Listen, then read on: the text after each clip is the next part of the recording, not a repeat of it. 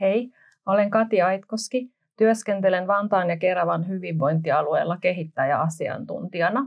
Mun vastuualueena on kiusaamista ja väkivaltaa kokeneiden lasten ja nuorten ryhmän pilotointi. Vantaan ja Keravan hyvinvointialueella vietetään vuosittain marraskuun loppupuolella väkivallan vastaista teemaviikkoa. Tämän viikon ohjelmaan kuuluu monenlaista väkivaltaan liittyvää ohjelmaa, kuten tämä nyt kuultava kaksiosainen podcast aiheesta Pojat on poikia, pojat ja miehet väkivallan kokijoina. Tänä vuonna tavoitteena on nostaa esiin aihe, jota harvemmin käsitellään, eli poikien ja miesten kokema väkivalta. Onko tästä aiheesta kenties jopa vaikeampi puhua kuin tyttöjen ja naisten kokemasta väkivallasta? Ja jos on, niin miksi? Ja mitä sille asialle voisi tehdä? Podcastin ensimmäisessä osassa vastauksia etsitään miessakkien väkivaltatyöntekijöiden kanssa ja toisessa osassa Rio-hankkeen työntekijöiden kanssa. Tervetuloa tämän haastavan, mutta mielenkiintoisen aiheen pariin.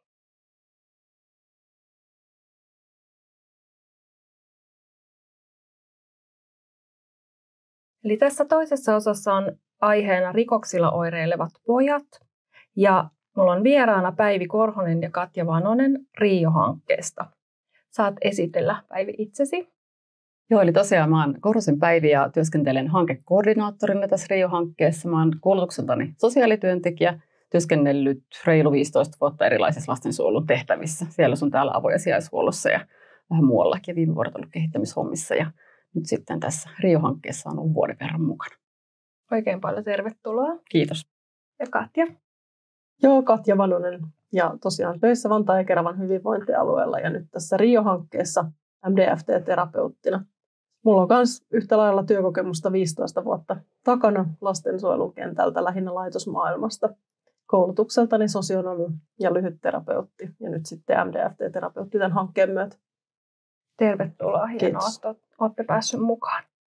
Kerrotteko lisää tästä Rio-hankkeesta? Mitä sillä tavoitellaan ja mitä se tarkoittaa?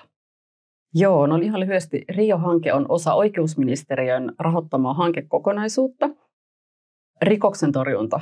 Hanke on periaatteessa kyseessä ja kysymys on vakavilla rikoksilla oireilevien nuorten kohtaamisesta ja auttamisesta vähän niin kuin uudenlaisen toimintamallin keinoin.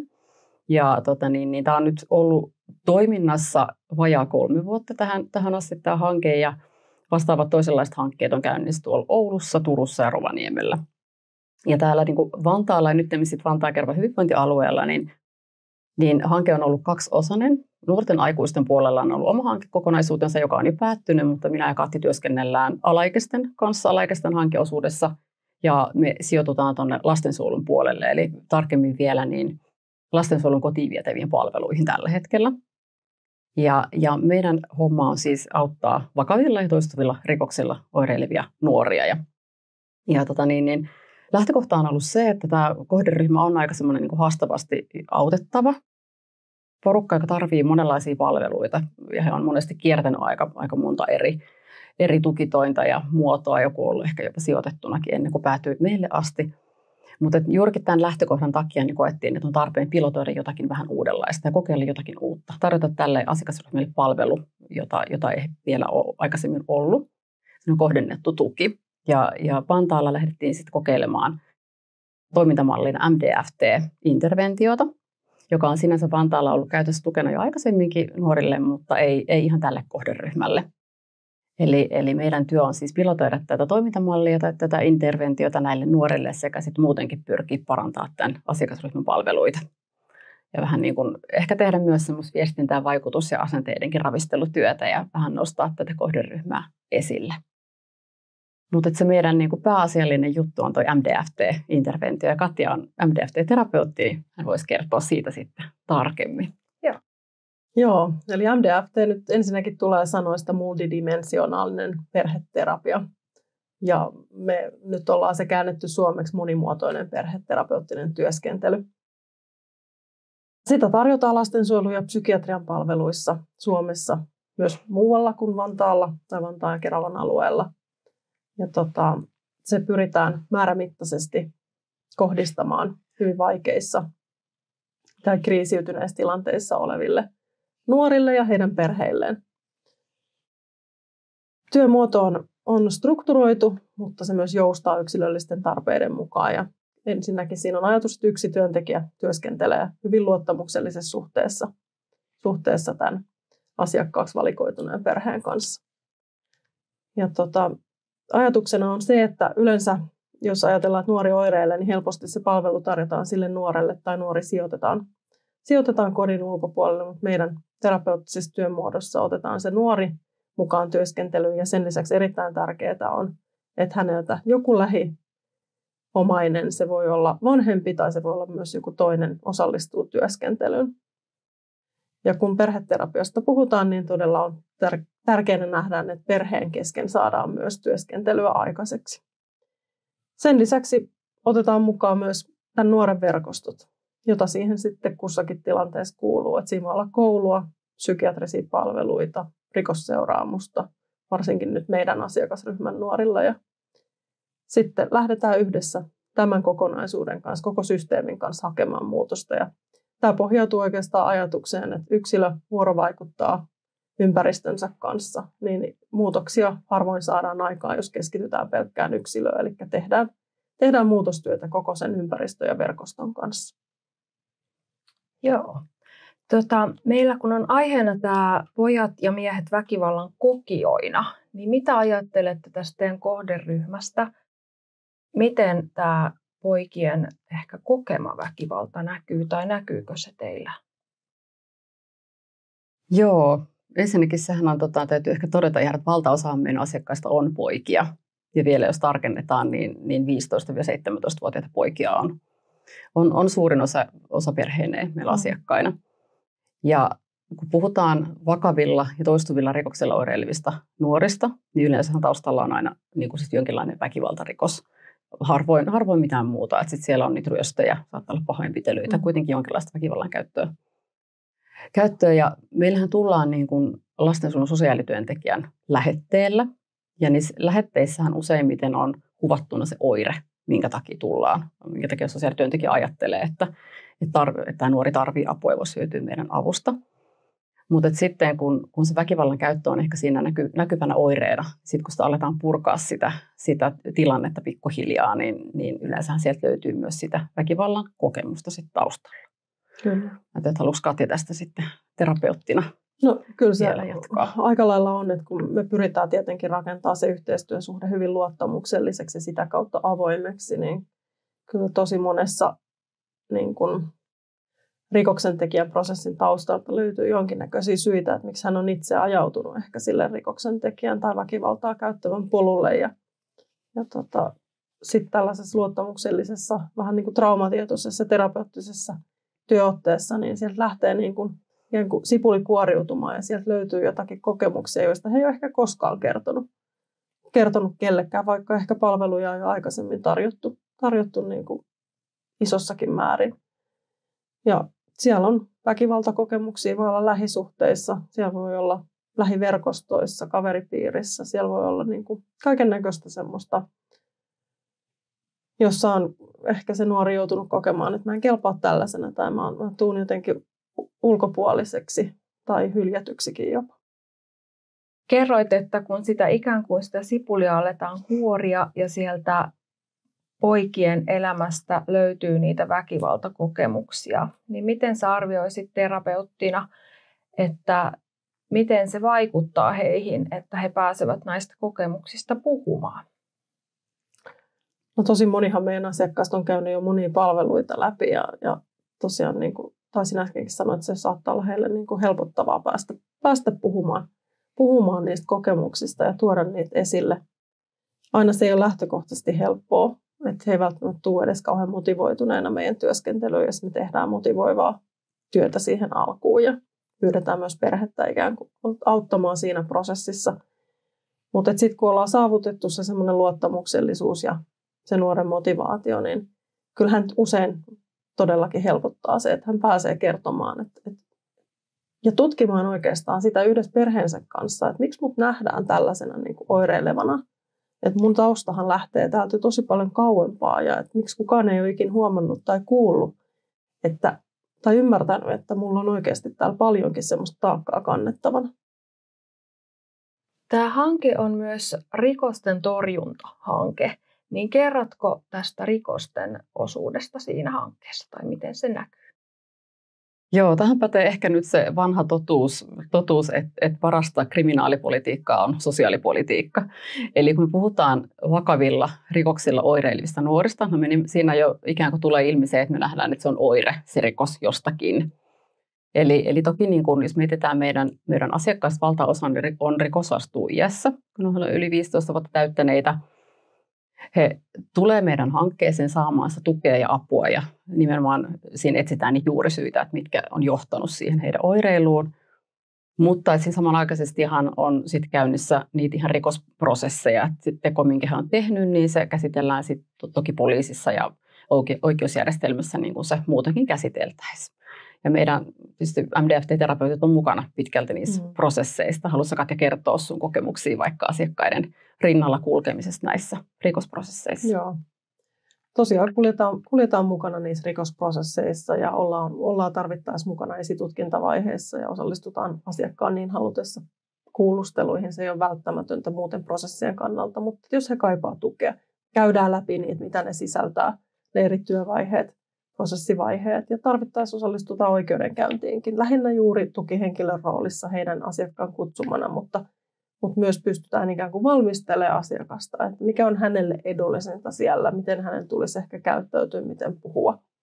Ja sillä tavalla niin kuin hän tulee ehkä enemmän tietoiseksi siitä, että se oma toiminta on myös sitä vastuunottoa niistä omista teoista ja ne tulee kohdatuksi ja käsitellyksi. Ja ollaan päästy tosi hyviin tuloksiin siinä, että myös sit nämä asiakkaat, jotka ehkä helposti väistäisi ne oikeudenkäynnit tai pakoilisi niitä oikeudenkäyntejä, niin he tulee paikalle ja he tulee vastaamaan niistä rikoksistaan. Ja se on ollut niin kuin tosi hyvä jotenkin tulos tässä, että samanaikaisesti kun tutkitaan juurisyitä ja tehdään ikään kuin muutostyötä siellä verkostoissa ja ympäristössä, niin he myös kohtaa ne tekonsa sitten tuetusti. Ja tämähän on tosi tärkeä ikävaihe puuttua tuossa elämänvaiheessa. Ajatteletteko samoin?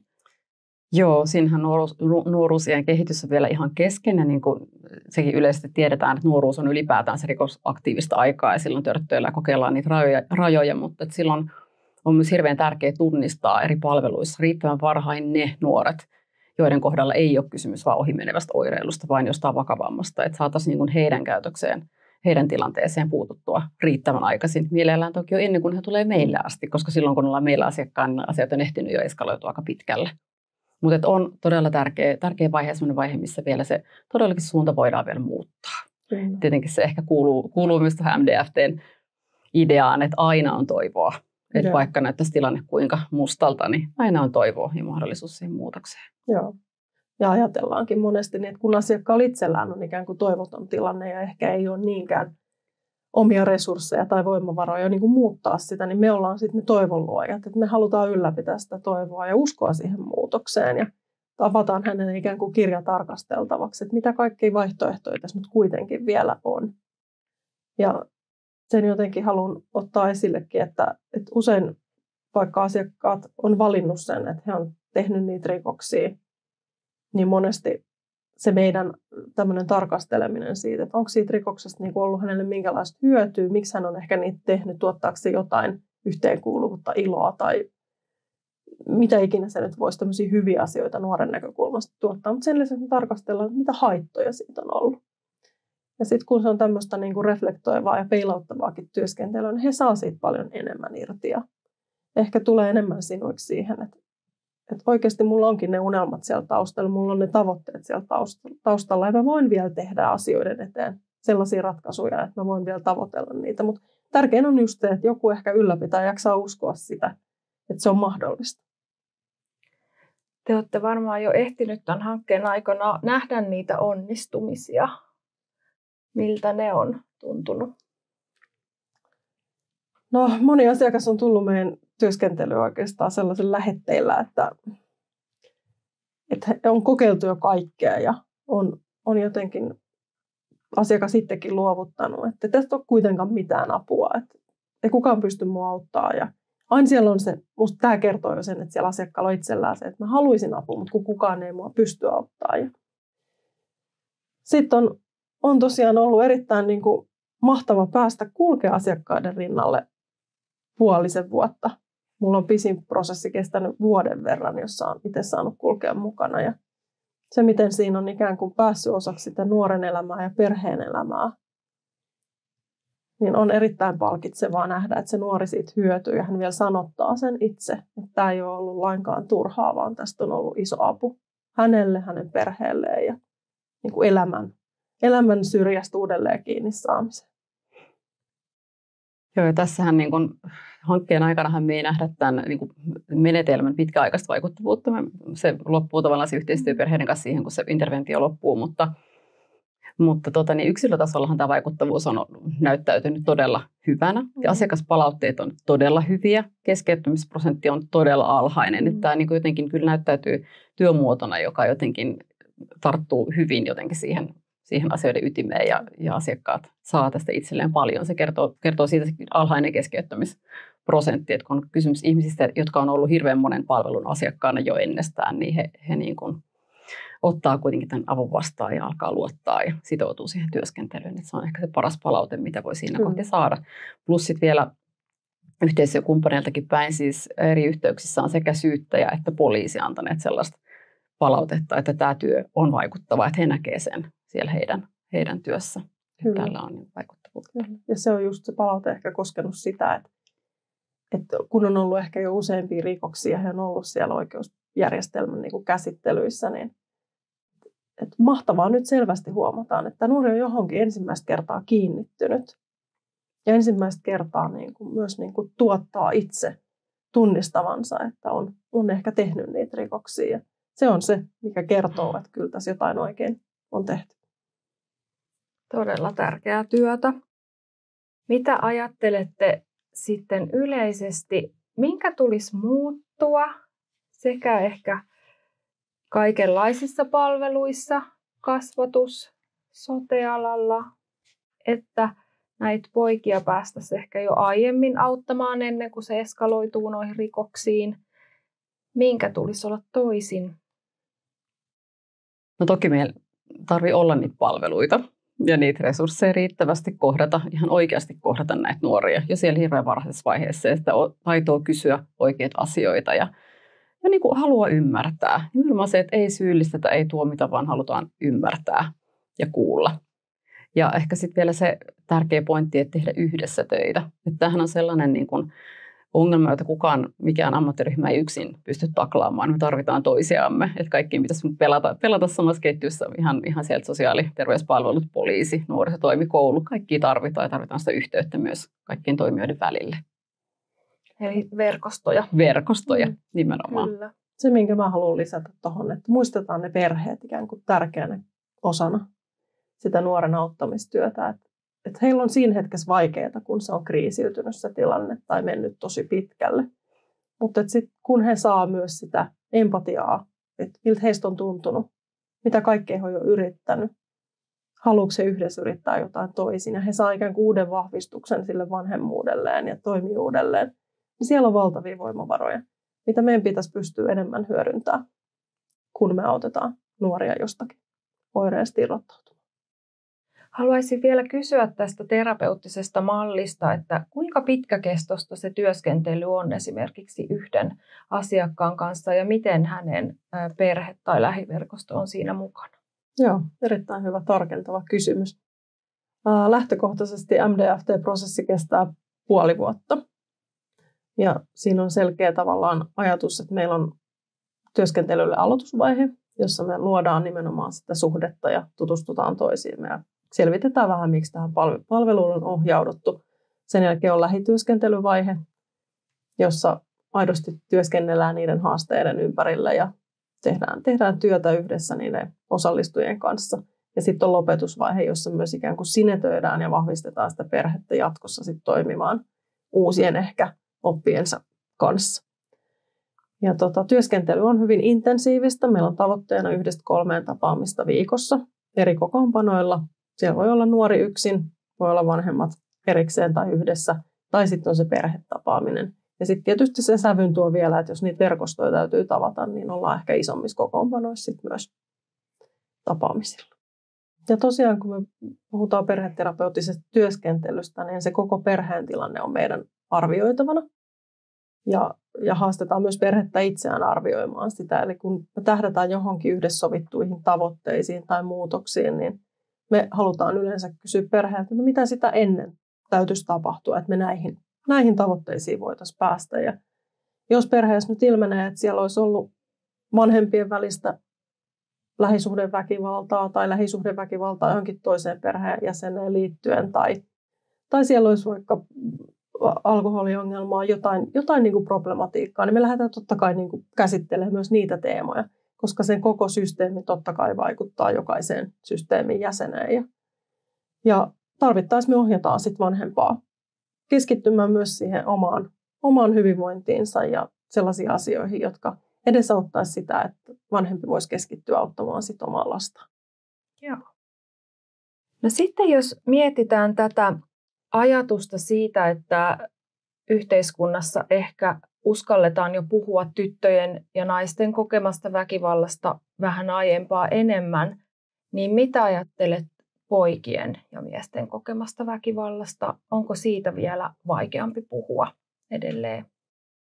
No, kyllä minusta vaikka aika monessa suhteessa on niin kuin muuttumassa ja muuttunut, niin kyllä se edelleen taitaa olla vähän tabu kuitenkin, kun ajatellaan, että sen pojaksi ja mieheksi kasvamiseen kuitenkin ehkä nähdään, että usein kuuluu sitä sellaista fyysistä voimain koettelua ja mittelöä ja ihan jotain tappeluukin tuolla pihoilla ja kaduilla. Et vähän luulen, että se on edelleen vähän semmoinen jollain lailla sensitiivinen asia, että uskalletaanko me antaa pojillekin tilaa olla sellaisia, niin kuin, että he ei halua kasvaa siinä väkivaltaisessa ympäristössä. He haluaa tehdä ihan muita asioita, keskittyä ihan muihin juttuihin. He välttämättä haluaa urheilla tai ehkä harrastaa sellaisia lajeja, missä tulee sitä fyysistä yhteenottoa, mitkä on ehkä sellaisia niin vähän, jos ajatellaan, että pidetään poikien maailman kuuluvina, että on semmoista rymistelyä vähän siellä sun täällä ja sitten ehkä myös sitä tappeluihin osallistumista, että varmaan olisi varaa vielä vähän keskustelukulttuurin muuttamiseen.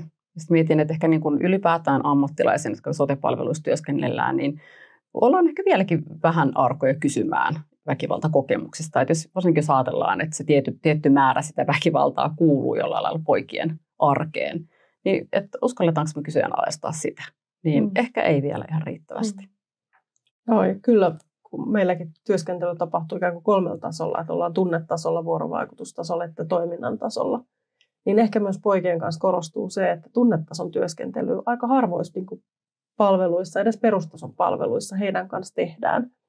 Ja ei tule ehkä sitä kautta ilmi, edes välttämättä siellä perhepiirissäkään, että miltä ne oikeasti ne kokemukset tuntuu. Tai pojat ehkä helpommin niitä myös väistää ja ehkä sivuuttaa ja jopa sillä tavalla tietyllä tavalla häpeä ja piilotteleekin. Tutkimuksista tiedetään, että lähisuhdeväkivallalle altistuminen, eli sen todistaminen, on myös erittäin haitallista lapsen ja nuoren kasvulle. Niin mitä ajattelet siitä, näkyykö se teidän asiakkaissa? Jos niin, miten?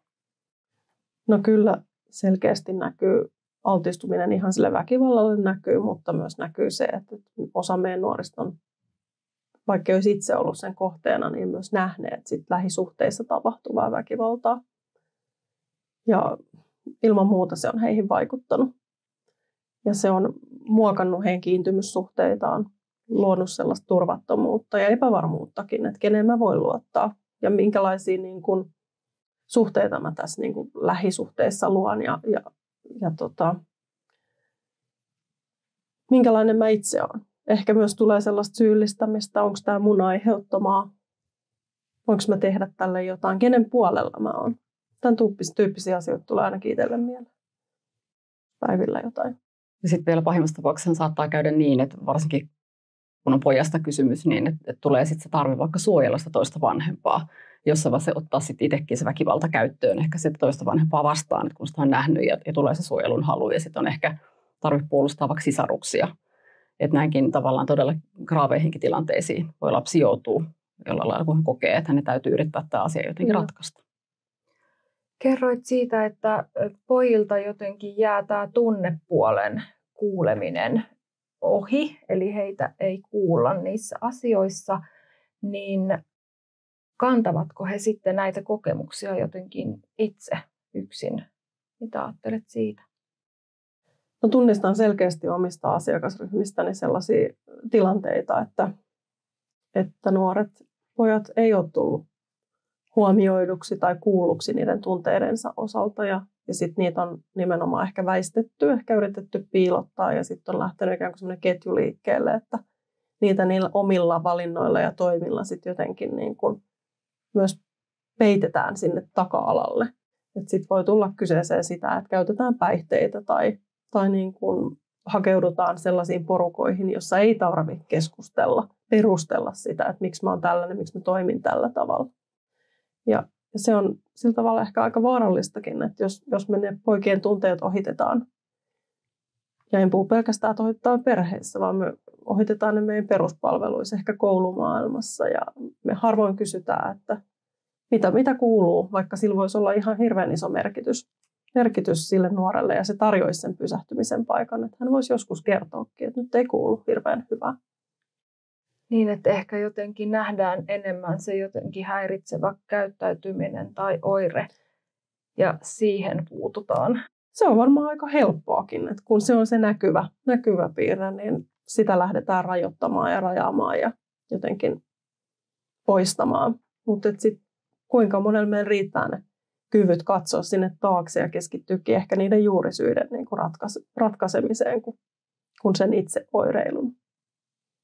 Ja se olisi tosi tärkeää. No kyllä, se olisi tosi tärkeää. Joo, ja tässä just tulee mieleen, että ainakin tuo Turkan Heikki puhuu hyvin niin kuin vaikeasti rakastettavista nuorista. Ja näinhän siinä sitten just käy, että tavallaan että lähdetään väärillä keinoilla hakemaan sitä ehkä hyväksyntää, huomiota, jolloin sitten näkyy just se käytöshäiriö tavallaan päälle päin. Ja se, että jos aikuinen kysyy, että mitä kuuluu, niin se ensimmäinen reaktio saattaa olla joku semmoinen hyvin niin kuin arrogantti vastaus. Niin onko meillä aina aikuisina ikään kuin ymmärrystä ja kykyä nähdä sen semmoisen niin kuin tietyn tavan sen röyhkeenkin asenteen taakse ja olla sitkeästi vaan kysymys uudelleen, että hei, että mitä oikeasti kuuluu. Että ei jäädä sen sellaisen niin kuin pintapuolisen jotenkin aggressiivisen lähestymisen niin kuin taakse, vaan että kaivetaan niin kuin pintaa syvemmälle, koska siellä taustalla on usein kuitenkin se pelko ja epävarmuus. Kyllä. Ja tietty sen puolustuskannalla olo, mikä sitten johtaa siihen, että nuori käyttäytyy aikuisia kohtaan niin kuin huonosti. Joo.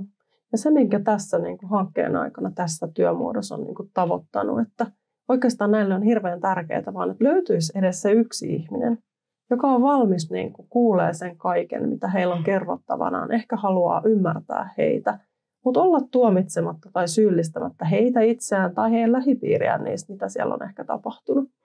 Ja se antaa jotenkin tilaa sille, että voidaan katsoa asioita uudella tavalla, ehkä tutkia sitä kolikon kahta puolta, että mikä onkaan niin kuin syy tai seuraus jollekin asialle, mitä niille voidaan tehdä.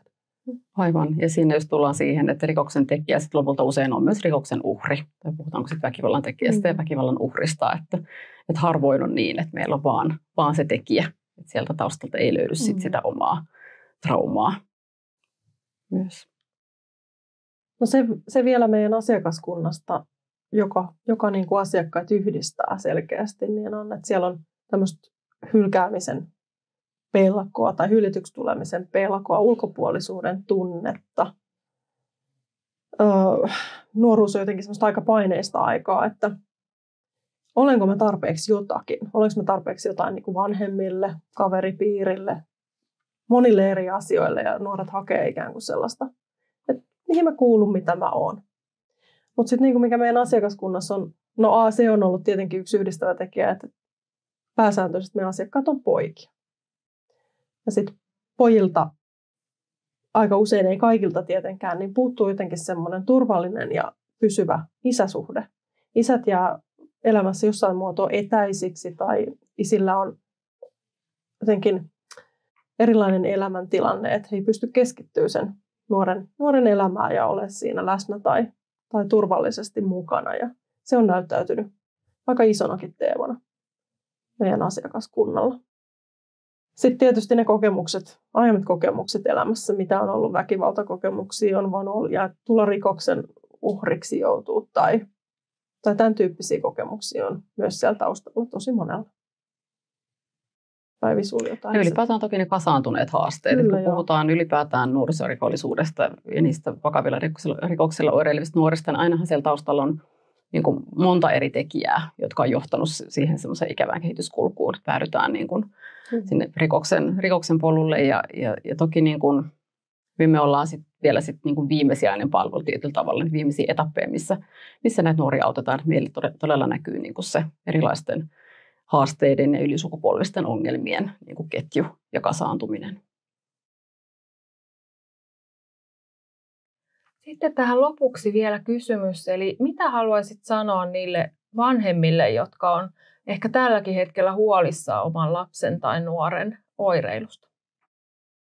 No ainakin sen, että apua kannattaa pyytää, jos huolestuttaa. Että yksin ei kannata jäädä miettimään, pähkäilemään liian pitkäksi aikaa. Että aina kannattaa kysyä ja pyytää sellaista tukea ihan vaikka vaan siihen tilanteen reflektointiin.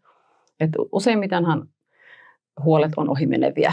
Ja mitä varhaisemmassa vaiheessa niihin pääsee puuttumaan, niin sitä helpommalla yleensä ne prosessit sitten myöskin menee ohitse. Mutta nuoruusikä on haastavaa aikaa, että useimmilla se herättää kuitenkin aika paljon tunteita useimmissa perheissä ja niin joskus on myös tarve sille ulkopuoliselle apulle ja sitä kannattaa rohkeasti pyytää.